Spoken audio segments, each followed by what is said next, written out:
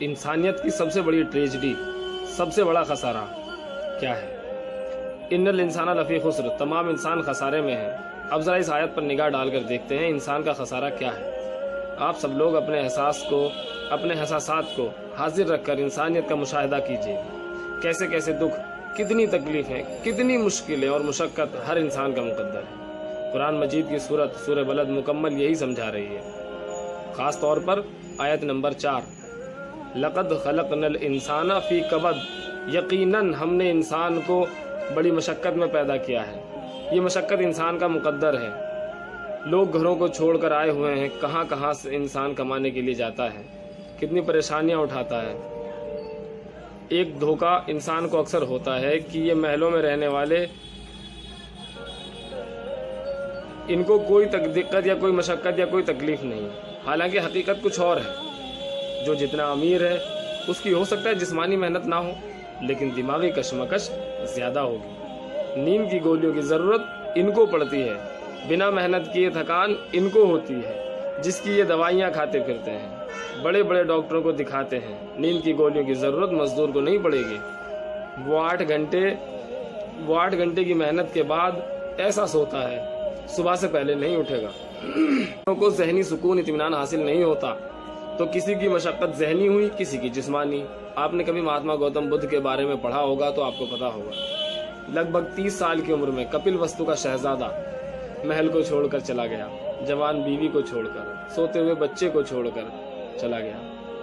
شہنشاہ کا بیٹا، محل میں راجکماروں کی زندگی جینے والا، جس کو معلوم ہے کہ باپ کی یہ ساری سلطنت تجھی کو ملنے والی ہے، کیوں گیا؟ کبھی آپ نے سوچا؟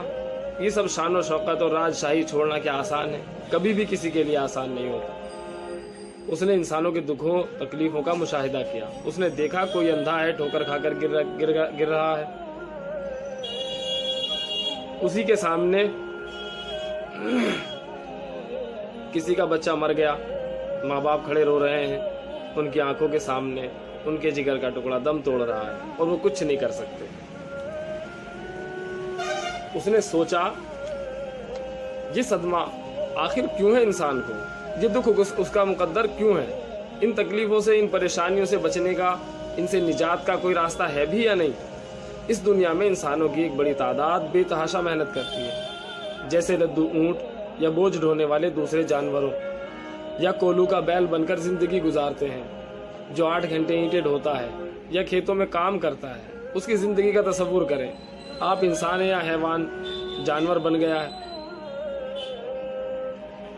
اور 8 گھنٹے کی اس محنت کے بعد بھی اسے 2 وقت کی روٹی میسر نہ ہو۔ اور یہ ہوتا ہی ہوگا کہ اگر بچہ بیمار پڑ گیا ہے تو شاید گھر کا کوئی سامان بیچے بغیر اس کا علاج نہ کر پائے۔ ایسے لوگ کتنے بوجھ میں دبے ہیں، کتنی مشکلوں پریشانیوں میں پھنسے ہیں، اور انسانوں کی ایک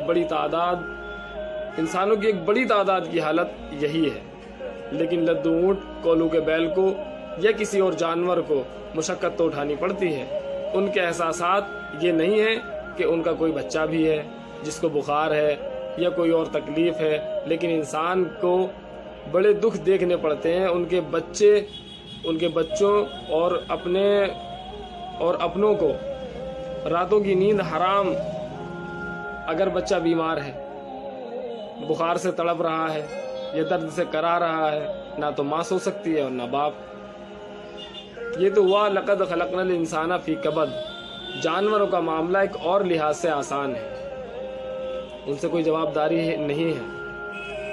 انہوں نے دنیا میں کیا کیا اس کا حساب نہیں دینا، خدا کے سامنے کھڑے ہو کر ان کو کوئی حساب نہیں دینا۔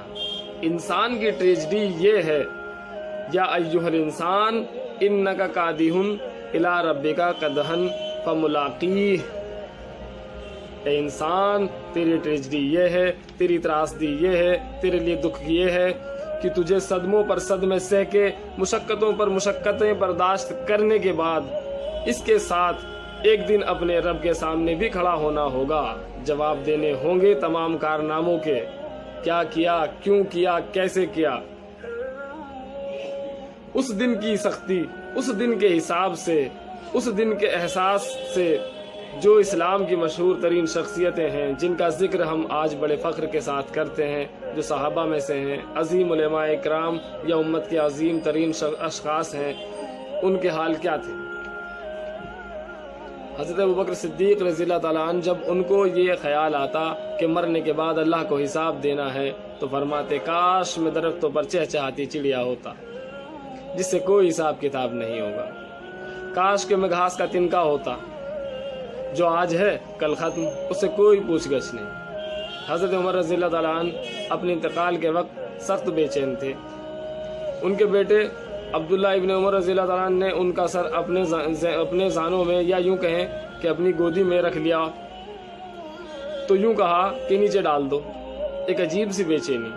انہوں نے کہا ابا جان آپ کیوں بے چین ہیں، آپ کیوں پریشان ہیں؟ آپ تو عشر مبشرہ میں سے ہیں، آپ کو تو اللہ تعالیٰ نے جنت کی بشارت حضور صلی اللہ علیہ وسلم کے ذریعے سے اس دنیا میں دے دی۔ حضرت عمر فرماتے ہیں کہ خدا کی قسم اگر قیامت کے روز عمر برابر پر بھی چھوٹ گیا تو بہت بڑی کامیابی تسلیم کر لے گا۔ یہ کس کا حال ہے؟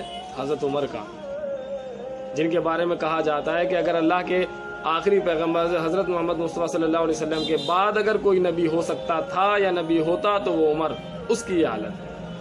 حضرت علی کا حال کیا تھا؟ ایک تیر جسم مبارک میں اتنا اندر تک چلا گیا تھا کہ تمام کوششوں کے بعد نکل نہیں رہا تھا۔ حضرت علی رضی اللہ عنہ فرماتے ہیں کہ اچھا چھوڑو مجھے، میں نماز کی نیت باندھتا ہوں۔ نماز جب پڑھتے تھے تو لرزتے تھے، کس کے سامنے کھڑا ہوں، کس کے سامنے حساب کتاب کے لیے کھڑا ہونا ہوگا۔ اتنا مگن ہو جاتے تھے نماز میں، اتنے کھو جاتے تھے کہ تیر کو جب نکالا گیا تو انہیں کوئی درد کا احساس نہیں ہوا، کیسے نکلا کب نکلا۔ اور باقی سلام کے بعد نماز مکمل کرنے کے بعد پوچھا لوگوں سے کہ کیا تیر نکل گیا؟ یہ تھا ان لوگوں کا حال۔ آپ صلی اللہ علیہ وسلم نے خبر دی کہ اے ابن آدم، آپ صلی اللہ علیہ وسلم نے خبر دی کہ ابن آدم کے قدم ہل نہیں سکیں گے، جیسے مجرم کھڑا ہوتا ہے کٹ گھرے میں، اس کٹ گھرے میں ہل نہیں سکے گا جب تک کہ 5 چیزوں کا حساب نہ لے لیا جائے۔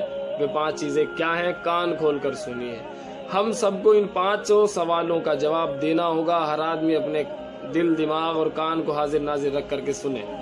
نمبر 1، عمر کا حساب دو۔ 50 سال، 60 سال، 70 سال، 80 سال، 100 سال تم نے دنیا میں بتائے، کیا کیا اتنے عرصے؟ جوانی کا دور، خاص کر جوانی کے بارے میں سوال ہوگا۔ جوانی کا دور، شباب کا، طاقت و قوت کا، امنگیں ہوتی ہیں، انسان چلتا ہوا دیواروں میں کاندھے مارتا پھرتا ہے، جوش ہوتا ہے، ولولہ ہوتا ہے، چلتے ہوئے زمین پر پیر مارتا ہے، طاقت اپنا اظہار چاہتی ہے۔ یہ جوانی کہاں لگائی؟ حساب دو ایک ایک لمحے کا، حساب دو۔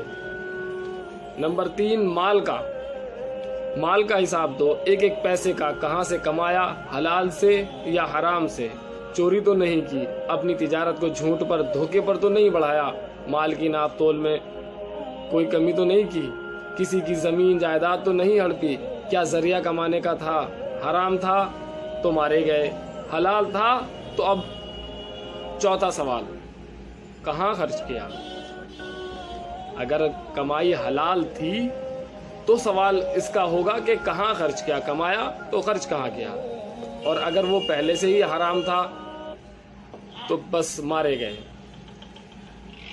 حرام راہ میں تو نہیں اڑایا،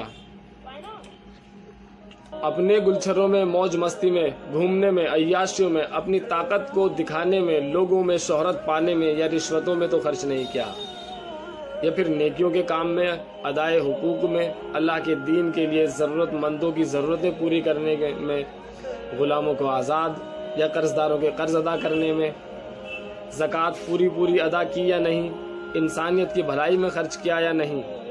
اور اب سوال نمبر 5، علم حاصل کیا تھا یا نہیں؟ اگر نہیں حاصل کیا تھا تو کیوں نہیں، اور اگر کیا تھا تو اس پر عمل کتنا کیا؟ علم بہت ہو اور عمل نہ ہو تو یہ علم قیامت کے روز سب سے بڑا وبال، سب سے بڑا دشمن بن جائے گا۔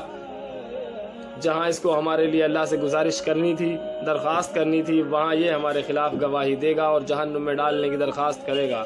کوئی جاندار اتنی مصیبت میں نہیں جتنا انسان ہے، ان کی محنت مشقت دنیا میں ہی یہیں ختم ہوگی، کوئی جواب دہی نہیں، انسان کی ٹریجڈی، انسان کی تکلیف، انسان کی مشکل سب سے بڑی یہ ہے، اس لیے اس کو بلکہ یہ کہا جائے کہ انسان کی ٹریجڈی دوہری ہے۔ کسی طرح دنیا سے چھوٹا تو اللہ کو اپنے ایک ایک منٹ کا حساب دینا، اور ایک ایک پیسے کا اگر حلال کمائی تھی تو اتنے بوجھ تلے کوئی جاندار نہیں ہے۔